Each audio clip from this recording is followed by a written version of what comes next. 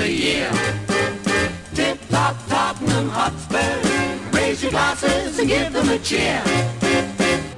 Hello, and welcome back, my Yankee Yiddos, and welcome to our first, hopefully, YouTube podcast. You know, our goal from the beginning was to try and put this on film, put this on YouTube, get this out there in all different ways. And I know it's been a while since we've talked, and that's what we're here doing. We've been trying to set up our studio. We're actually in our new studio. It's still being built out, so it won't exactly look like this. But it had been so long, and I had most of the things together. I was like, you know what, let's do it. It's been too long. We've probably haven't talked in almost a little bit under a year, but it was definitely last season. First time talking this season.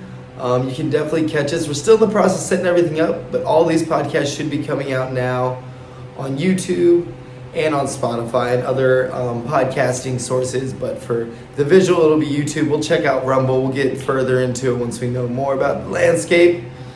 But, you know, that's our small little introduction of where we've been. You know, life's been up and down. Spurs have been up and down. Last year was way worse, a lot crazier. Summer was difficult because we had no idea what it was going to bring. Had no idea what this Postacoglu, or even how to say it. Now we all know how to say it. We know how to sing it. And we are blessed to have our Aussie mate at the helm. So it's been, you know, a crazy couple months. We're about 10 games in. Spurs undefeated, top of the league. That's not really the point. You know, we'll talk about that. But we've seen us top of the league many times in the past couple seasons. And obviously it's early days. It'll take a lot to be there at the end of the season. A lot from us, a lot of drops from other people. But no, it's exciting times. It's very exciting times. More exciting than top of the league. And we'll kind of talk about this all the way through. It's just the football we've been playing. We have our Tottenham back. At least that's what it feels. And I really appreciate Postacoglu and his humbleness. You know, in the beginning of the season when things were going well right off the start, he never really gave in to that notion that things are golden or things are this way or that way and that we still needed time. He still says that, and I believe it's true.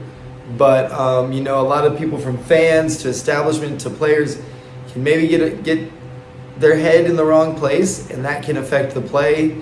That can affect the outcome. That can affect the atmosphere. That can affect the reaction to games, good or bad. Reactions at halftime. People may be wanting more or something, but no. It seems like with the guidance of Ange and his team, and now the players we've brought in, it seems like everyone's head has been screwed on pretty well. So again, welcome to our new home. You know, thank you so much for being here. I got a very old shirt on, just repping our Emile Hold My Beer. And we should have more shirts up this season for everyone. Definitely Big Ange. We got some coming for Sunny. So very excited. Very exciting times all around. But so let's jump right into it. It's just me today. I don't have any co-hosts. I just want to make this happen. You might see just my face sometimes. But hopefully soon enough we'll be able to go live. That's our real goal. Maybe by the end of this season. It's a lot to do if you've never tried to do it through podcasting and things. It seems easy. Everyone can do it. No, it takes a little bit of know-how, and I'm figuring it out. But hopefully we'll be able to go live. So even if it is just me, we can have you guys chiming in. We can have Spurs fans all over the world, especially in the United States. That's what this whole page is kind of made for. But all over the world, giving their opinion, and then, you know, we can go back and forth. I'm really excited for that. But as for today, it's just me. We just finished Crystal Palace versus Spurs. If you see me look to my right, I do have my laptop here just for a few things, few stats and things like that. We are working with a small setup, so I don't have much room on the table. I kind of have the Alistair Gold look going on right now. And for everyone listening, that basically just means me, a wall in the background, and a light in front of me. That's pretty simple. And my handy-dandy microphone. The biggest upgrade, that and my lights. But yeah, so let's jump straight into it. The match from this week, it was Friday. I watched from work. Came on at 12 p.m. here in LA. 3 p.m. on the East Coast in America, which is a great time. My job is pretty simple at the moment. I'm sitting at a desk doing mindless tasks repetitively, and that's the perfect time to watch or listen to soccer. And then especially when you have Spurs flying like the way they are. So it's been extremely exciting. I watched at work. Spurs this season have just been on such a exciting route. It's not just wins, because we were getting a lot of wins under, Conte and then other coaches. But these are, again, exciting soccer. It's our Tottenham back. Might repeat myself a little bit because it's been a while since I've been here. But yes, I mean, it's one of those things that when Spurs ends, you just can't wait till the next game. I mean, you spend the whole weekend thinking about it. Again, not just the win. As the season goes on, if it doesn't stay in the same manner, it's still one of those things where, we won a few games late, super exciting.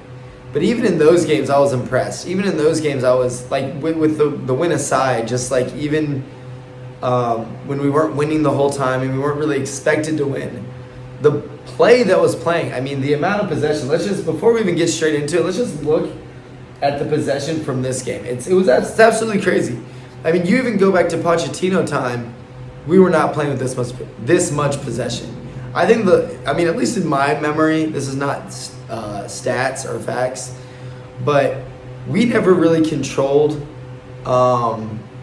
possession until you go all the way back to Modric era. And I've said that on this show before because that was the time where we'd go forward, and if it broke down, we would play it back. And then you'd have someone like Modric or other very good ball handlers, Bale, Berbatov, Van der Vaart at the time, and we'd be able to play around and then bring it back and then work it,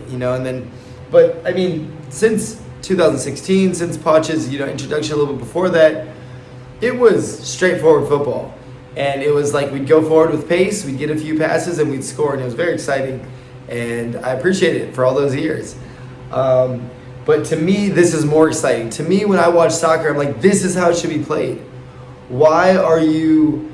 My biggest gripe with Conte and Mourinho and whoever else, was we would go forward and we would do the same thing every time. It was the same Hail Mary football, as my, co-host O'Day likes to say, what's it called? Inshallah football. So if God is willing football, yeah. So you just throw it up there, say a prayer, and it really didn't work for us. You can see with our results last year, we were in no Europe this year. Easily the worst campaign we've had. Very good for the likes of Harry Kane. He has been killing it, and then and he had been for us. And with his qualities, that works.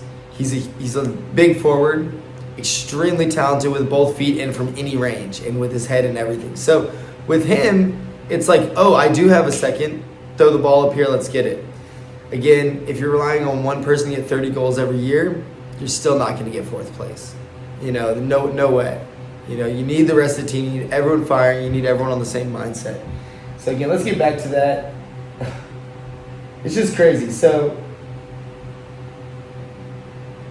we only had 10 shots. It was actually pretty difficult. We're going to go through some of these stats.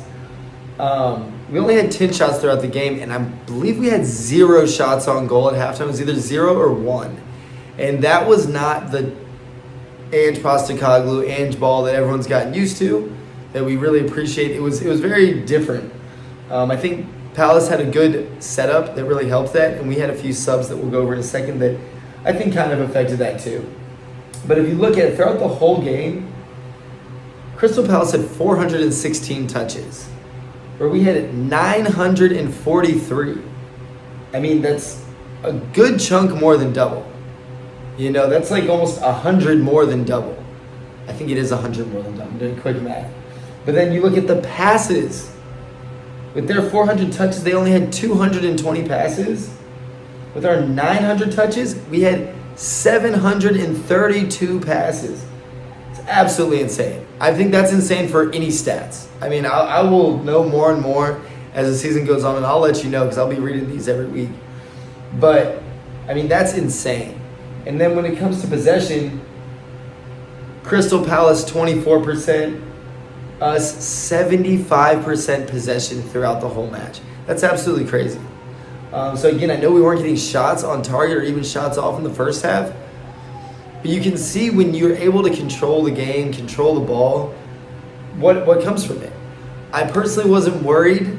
The only worry I had was Ange's now won 2 managers of the month, and it's just going so well. And I know we're Spurs fans and we're kind of used to superstition and fear of what worse could happen or what the worst thing that could happen.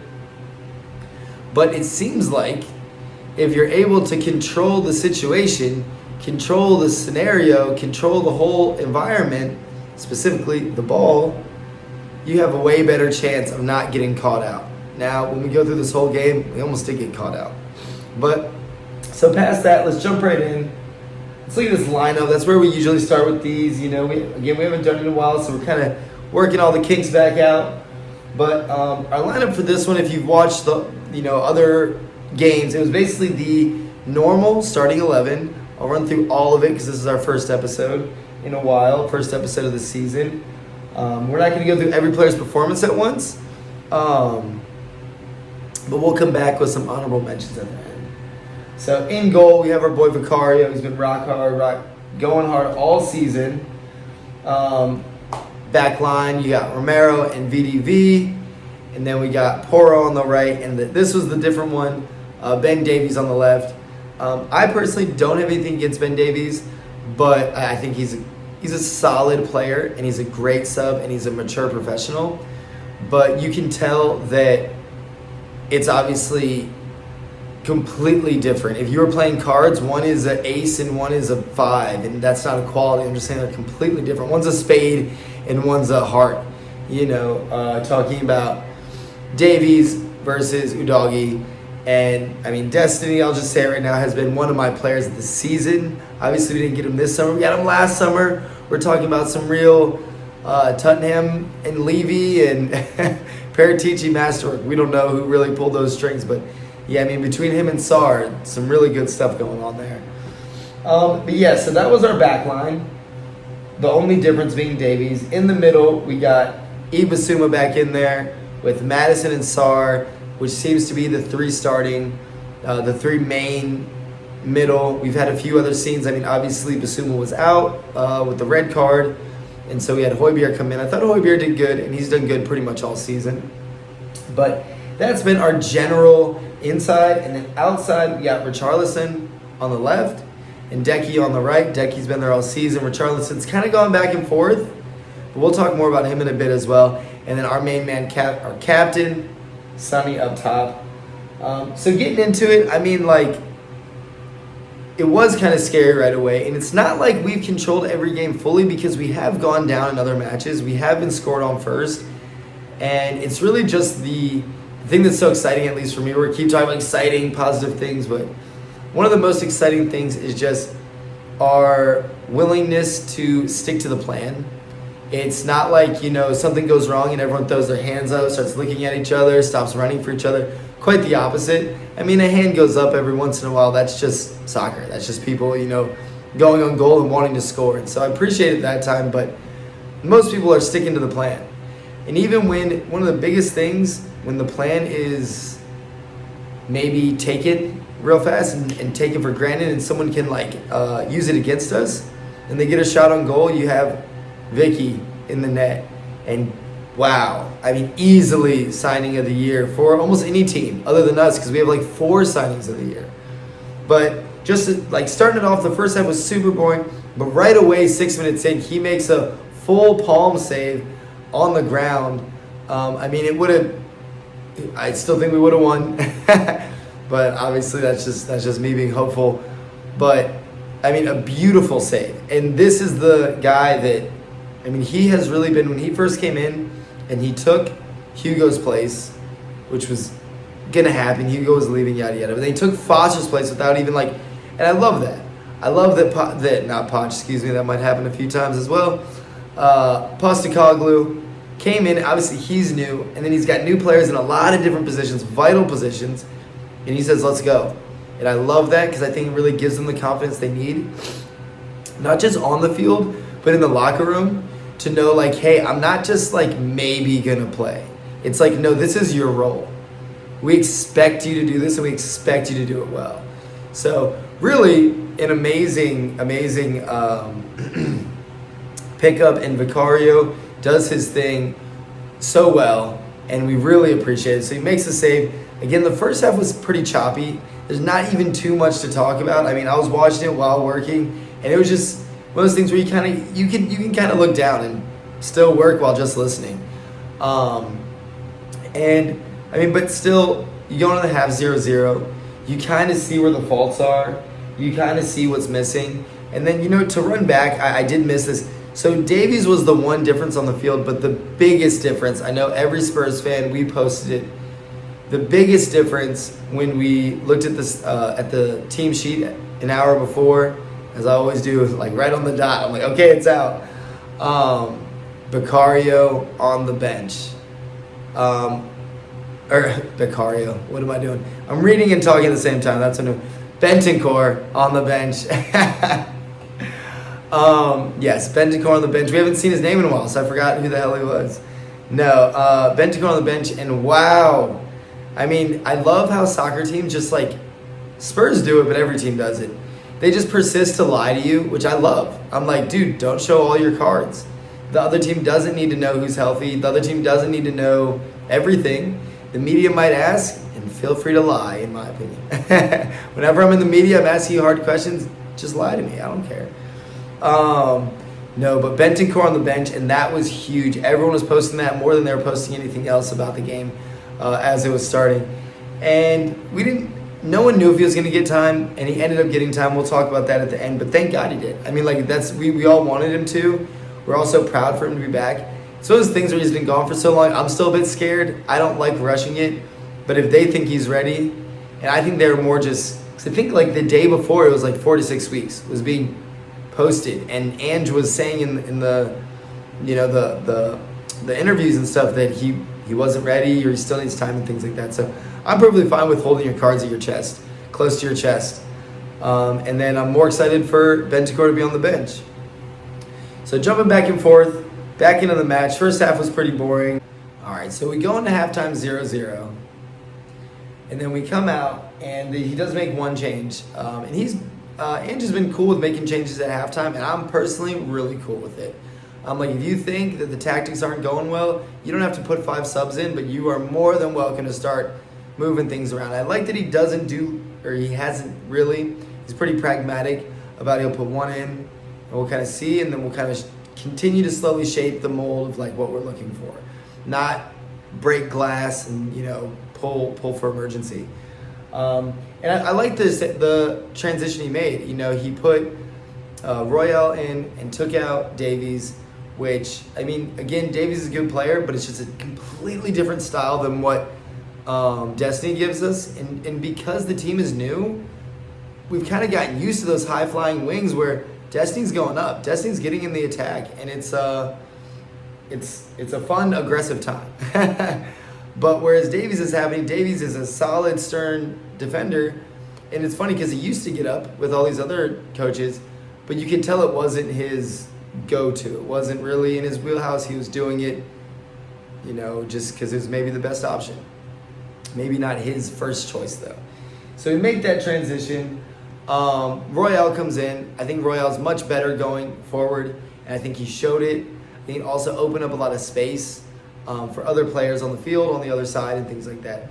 So I thought that was just a great substitution in general. And then 52nd minute, we're going to start giving some of these acknowledgments out, not just to goal scorers, we're kind of talking about the whole game. 52nd minute, Papa Matasar gets the ball. And again, I'm not watching right now, so my analyzation might not be perfect. But, Sar gets it. He does a little 1-2, takes it down the line, and he plays the ball. He gets the ball to Madison. Madison takes it down. But really, I want to stop and just go on Sar for a second. I've said it on the Instagram posts and things like that, but he might be my favorite Spurs right now. One time out before we get into Sar, it's pretty funny. This studio is in a large studio space where there's other studios attached. So there's musicians, there's filmmakers, there's tattoo artists. So you might hear some music in the background. It's in other rooms. We're still getting this place fully soundproof and everything. But you might hear some music. Hopefully it goes along with the energy. All right, so Sarr's work rate in the middle of the field has been absolutely amazing. When it comes to how good everyone's been doing and the lack of shots and the amount of control we've been able to have throughout almost every game, I think has been greatly attested to that man. I mean, his work rate, and that's the thing, he got the goal against Man U.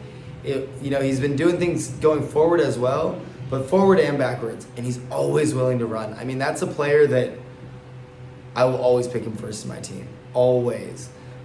You really can't buy that. You can't teach that. I mean, that is just someone who wants to be there. And then when you have that from someone, almost like a Roy Keane for, Man U back in the day, but when you have that, everyone else around them not only is freed up with a little bit more time, but it makes them want to run more. They see someone else giving their all, they're willing, and when they do it happily, it's not someone kind of barking them out like, hey, go, come on, do it, Young man just doing the most he can, and it's absolutely lovely to see. And to me, he's definitely been my player of the season. So he starts that, gets the ball to Madison. I mean, Madison's been the man up top. I mean, every single player could have 10 stars next to his name and 10 different accolades that I could go on. We could do an episode for each player, which we might. But Madison gets it, takes it down the right line, puts the ball in, dangerous ball, number one, aggressive and powerful. It wasn't a looping header because, again, we go back and forward. We haven't talked in a while. With, last season with this Inshallah football, you kick it over and it's just like looping to the back post. It's not dangerous. Whereas Madison's pass was driven. Anyone could hit it from the near post to the back post. And you know who hit it? Their defender. That's also an option. Now we've had 2 goals in 2 important games, one against Liverpool in the dying moments, and then one here to really change the whole landscape of the game. And it was just a dangerous pass off of an aggressive team that's going forward. So this is something we haven't seen on top of just the possession, on top of things like that. The willingness to be aggressive going forward and to not be, I don't understand when professionals think that a teammate shoots and misses and that's a bad thing. If he shoots, gets it anywhere near the goal, that's a good thing. Now, the closer he gets, the more power he gets, the more aggressive he gets, that's an even better thing. And we've seen it happen multiple times now. So it has to be said in the locker room, I don't know, or they're just all on the same page where it's like, guys, let's go for goal. And again, the main thing that I think stops a lot of professionals is they're sitting in front of like 100 million people on TV and everything, and they miss, and then their teammates throw up their hands. That's a confidence killer. It really seems like, I've heard a few interviews of them saying, like Ange has said, when you miss, it doesn't matter. If you play a bad pass, it doesn't matter. Keep shooting, keep going, keep trying. And like when the head of the organization is telling you that, you feel a lot better about missing, about attempting. And we've seen these attempts go in now. So that one really changed the landscape of the game. The whole game was different. And then just 10 minutes later, start again. So we had a substitute right before that. I'm just getting the minute down. So we had Richarlison and Basuma coming off. And then we had Brennan Johnson going out left for Richarlison. And who do we have coming in the middle? Wasn't Skippy. No, and then Højbjerg coming in the middle. Yes. So, in my opinion, 2 great subs. Again, if you look at last season, we didn't even have options like that on the bench. Højbjerg was playing every minute, and there were no options. Now, we have Brennan Johnson, and I'm going to speak more about him. Fuck it, we'll say it right now. So we are going to go over my Hotspurs hot takes, and this was one of them. This was the first one. Brennan Johnson.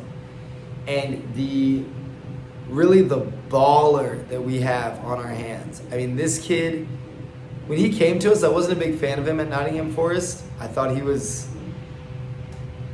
fast with no purpose. Didn't really know exactly what he was doing. And then didn't have that finishing product.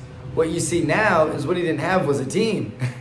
If you have a Son Heung-min and James Madison next to you, and then you add that, oh man, this kid can really be good.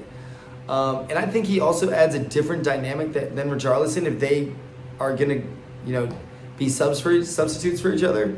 But whether it's not Richarlison, even if maybe Sonny is out for some reason, he really looks good.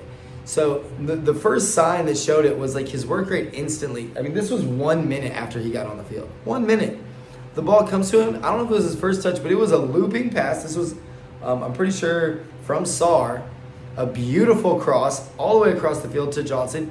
And Johnson doesn't try and chest it. He doesn't try and control it. He sees the man in front of him, and he heads it across from 30 yards away, gets a head on it, and puts it in an aggressive path for Madison.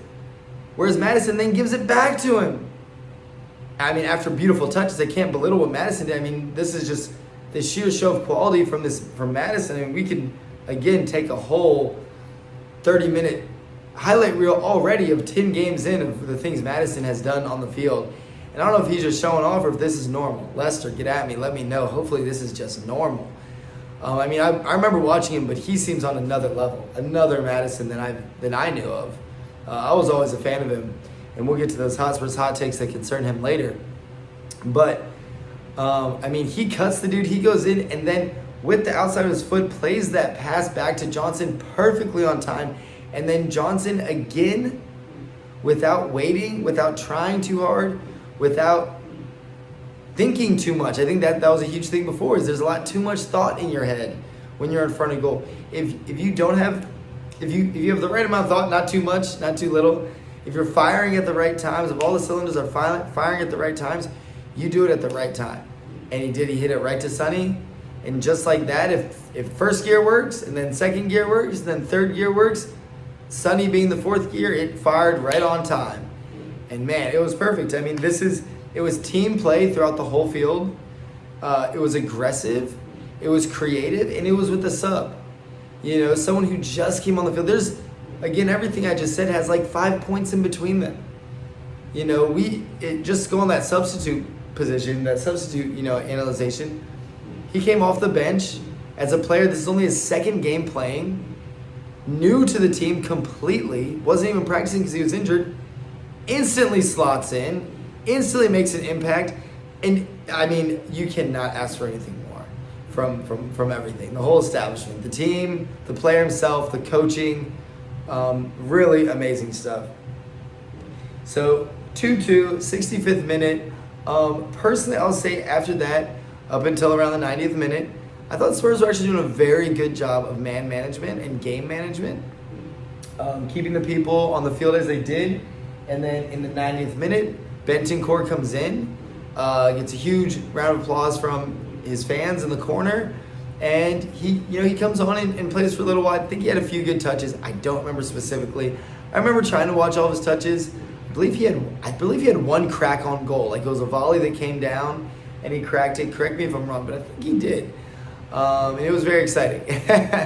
Now, I guess one question, this might be our Decky double. We're changing from the Deli double to the Decky double. It's official. We know him as Decky, and we love you, Deli, but it's just too far away. But will Bentancur start next week? I personally am going to say no. So that's my Decky double. We'll remind that. I got to write that down. Start. Nope. But I will think he'll be on the bench.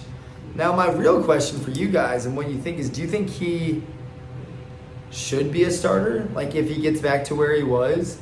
Because our three center midfielders have been on fire. Where do we change to either fit him in? Meaning, does someone come off?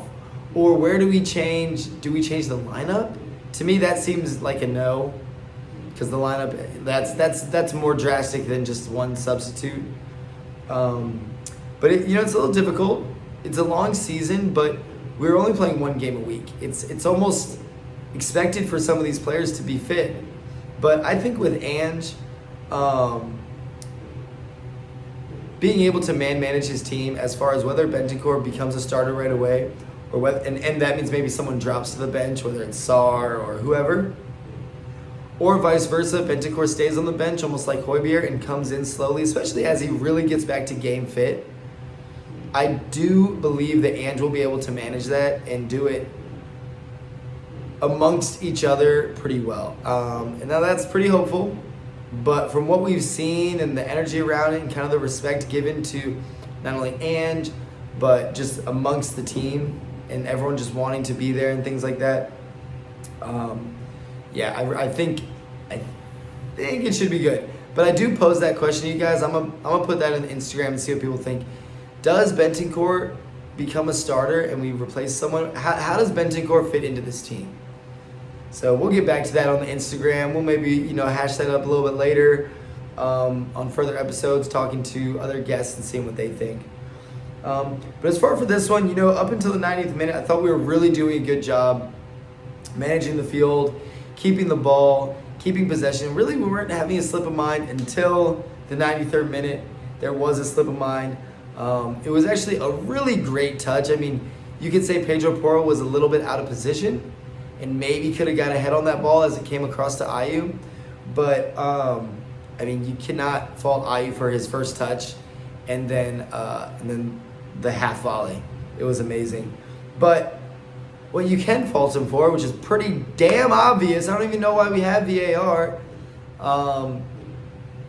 the touch off the chest was cool, the shot was cool, but the arm ball, hand ball in the middle that helped him control it, I fully understand if arm is next to your chest. I don't understand a lot of them because they change it every year. But I understand, the ball hits the arm sometimes. But if that helps you control the ball, it changes path of the ball, which is, to my knowledge, the rule. If it changes path of the ball, it's infringing on the ball's ability to do what it's doing naturally, then that's a handball. Especially in the box, especially when it leads to a goal. Just the touch was cool and the willingness to shoot was great for him. But obviously a handball. I don't understand. I think it was Lee Dixon on the American commentator. I think it was him. I don't usually care for his commentary, and he usually hates Spurs for obvious Arsenal-based reasons. But even he was like, that is 100% a handball. So if he's saying it, you gotta give it a grain of salt. And it was definitely a handball. So I don't understand. The guy even looked at it in slow motion. Who knows? We can debate that. It's another one I'll ask you guys over the week on Instagram. Handball or no fucking shit, that was a handball. So we'll figure that out. We'll see what the internet thinks. Pardon my French, but cussing is allowed on here.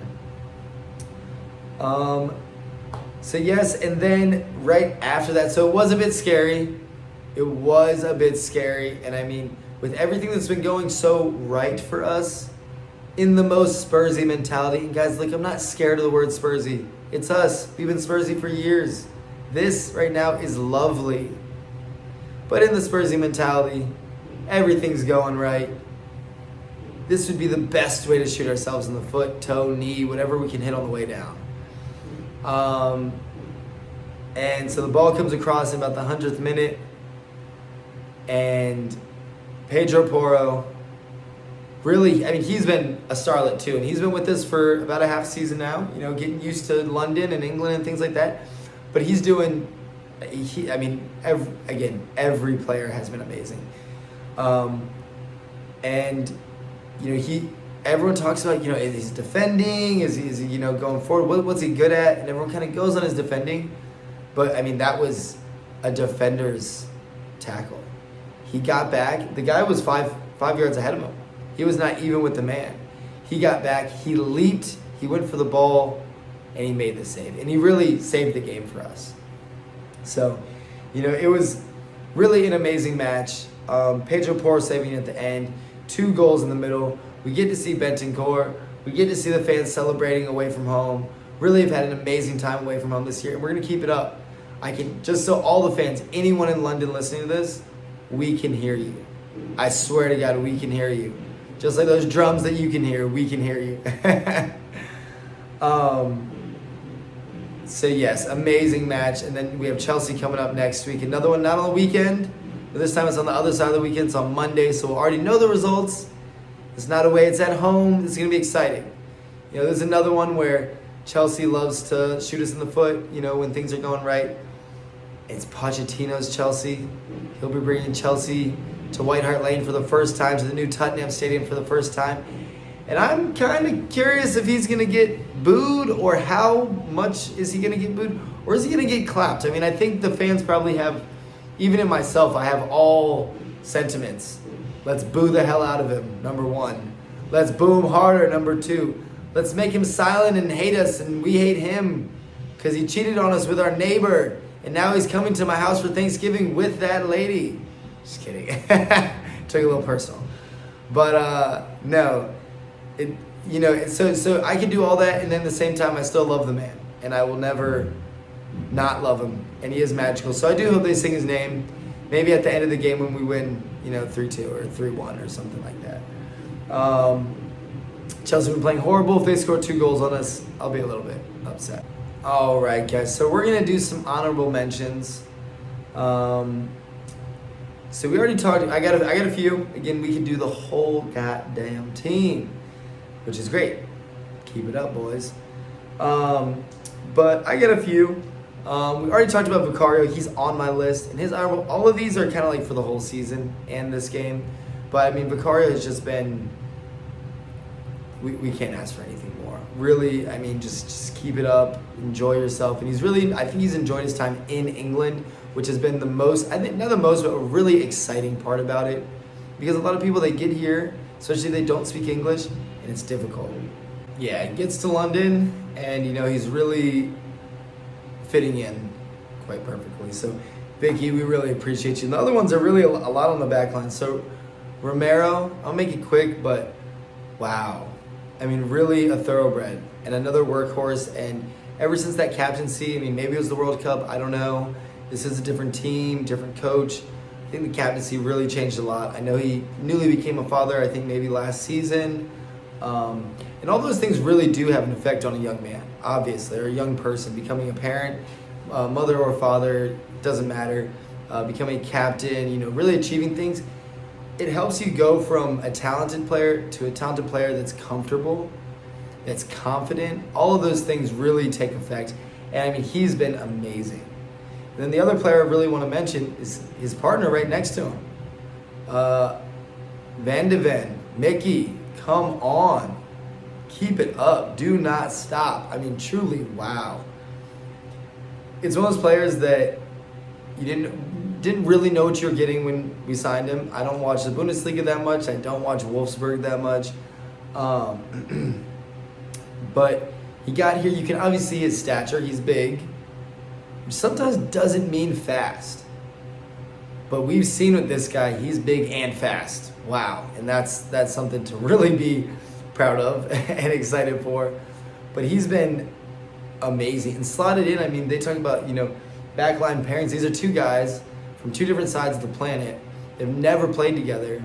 And, I mean, they're playing phenomenally together. I mean, I think the dynamic of a new player next to a captain, both being young, both being hungry, both with a lot of career left to play, fight for, to prove, it's really, really exciting to watch. And, I mean, he's saved us many times.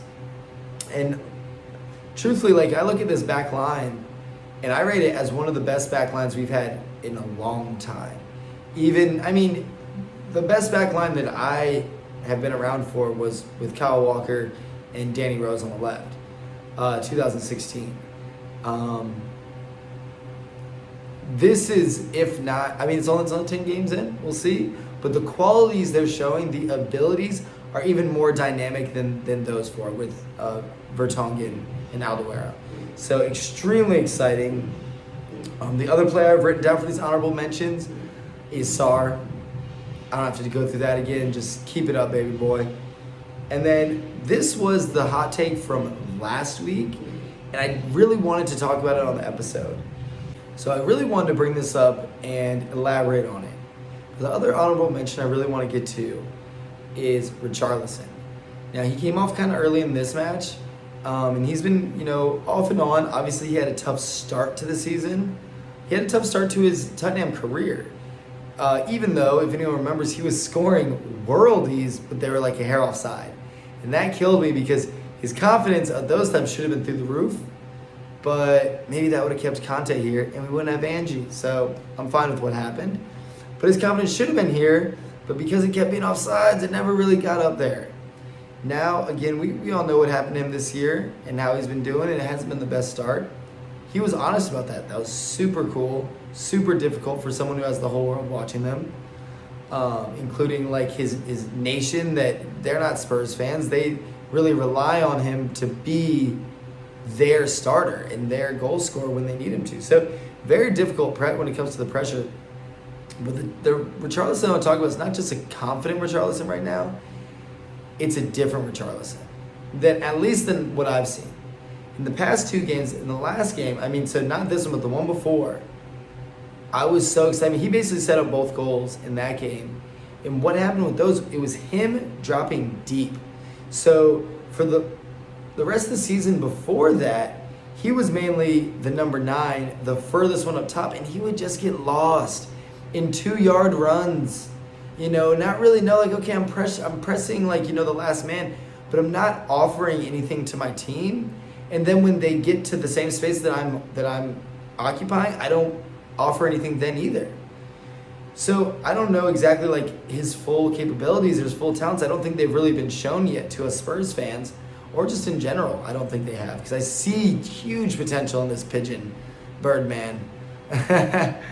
But no, other than his dancing skills, he has a lot of potential. And so in the last game, he was dropping deeper. And it's really what we saw Harry Kane do a lot. And it reminded me of Harry Kane. And I was like, dude, I hope just in your midst of trying to figure out what's wrong or what you can do to improve, that dynamic play would work so well for Richarlison. Because he is a big player. He has stature, and he's an aggressive player.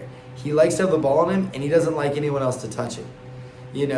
Now when you are in the final third, like the very last point, you need to be super quick and super creative.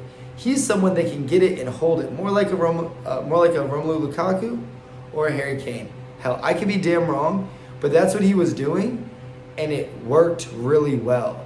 So whether that was on accident or something he's been practicing, I hope someone on the coaching staff is saying it to him. I hope he's realizing it, and I hope we see him do that more. Because it's been a way better Richarlison. And then that, in my opinion, is what's opened up so much space for Sonny. It's not just him and Sonny getting crowded up top. He's dropping back, he's winning it, and then he's playing it to Sarr, and then Sarr's moving it. Or he's playing to Maddison, and Maddison's moving it. Which you wouldn't expect from your poacher.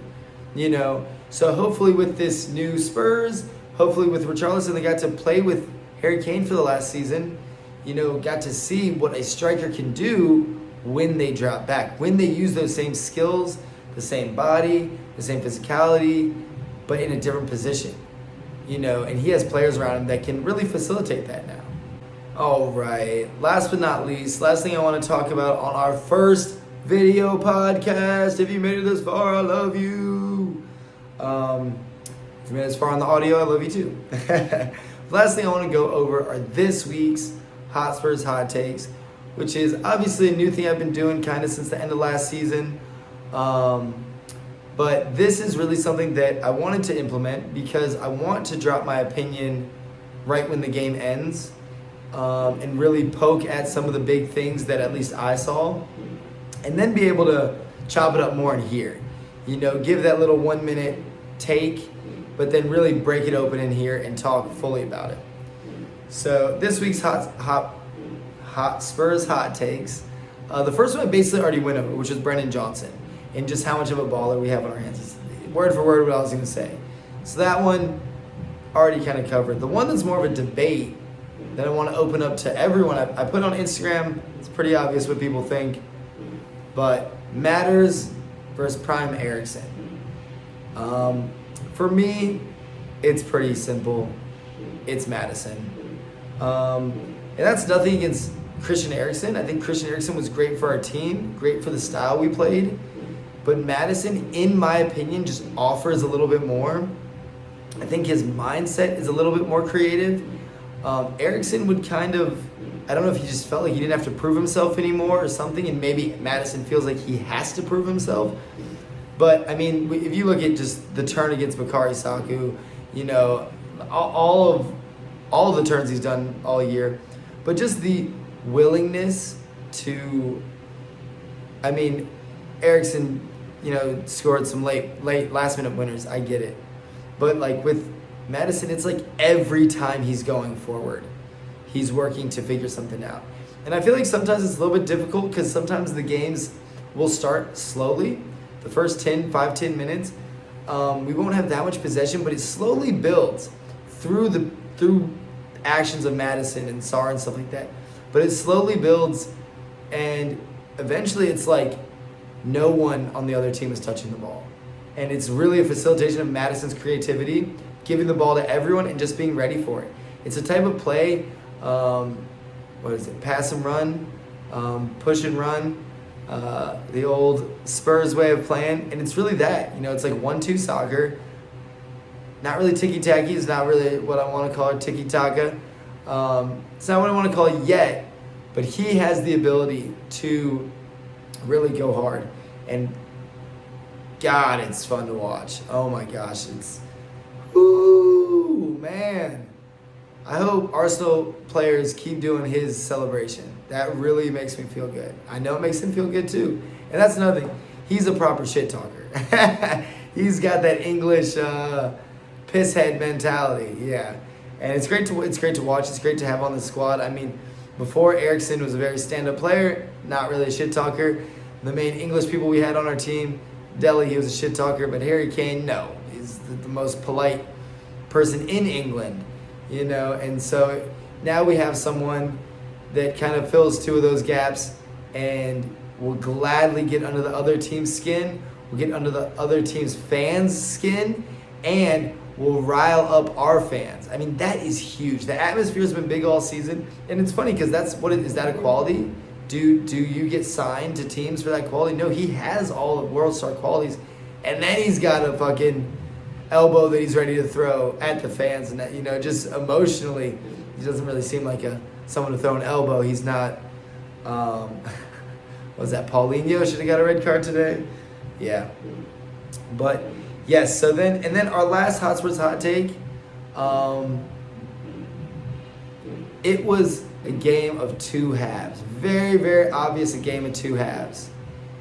And to me, what that says is something happened at halftime. Do we know what happened? I don't know. Pretty sure I know someone was leading that locker room. Whether he was saying everything or whether he was giving the floor to others. Ange Postecoglou. Big Ange. And our song here, I know we got some songs in North London. The song I'm going to keep pushing because it's going to get sung. Angie's come to London. Angie's come to London. Oh, oh, oh, oh, oh, oh, oh, oh. Angie's come to London. Angie's come to London. Oh, oh, oh, oh, oh, oh, oh, oh. Hey, if we're making a nightclub out of the place, we do need a few bangers. So let's hope that one gets sung. All in all, that's our first episode back. We're going to try to do this as often as possible, hopefully once a week. It's a lot easier with less soccer. Very difficult when they're playing every 2 days. But hopefully we can get the rhythm down. Hopefully we can get the studio set up. If you can hear the music in the background, which I'm guessing you can, I apologize. Hopefully I'm a little bit louder. It's funny. The guy next to us started doing drum solos the second I started recording. So hopefully, again, it's perfectly timed drum solos. But yeah, this place will get better. It'll get built out. Hopefully more soundproof. And then also with a better mic and things like that, it should be able to keep most of the sound just right here. Again, if you joined us, thank you so much. This is our first YouTube video. We're also back on Spotify. We're on Instagram. We're on TikTok. And guys, this is the Yankee Yids Show, but another big change is it's being produced by the StateSideSpurs. It's another organization that we're creating, but that's going to be more of the umbrella for everything we do. And the Yankee Yids Show will be mainly the podcast, audio and visual. And so thank you guys so much. And last but not least, come on, you Spurs! Angie's come to London. Angie's come to London. Oh.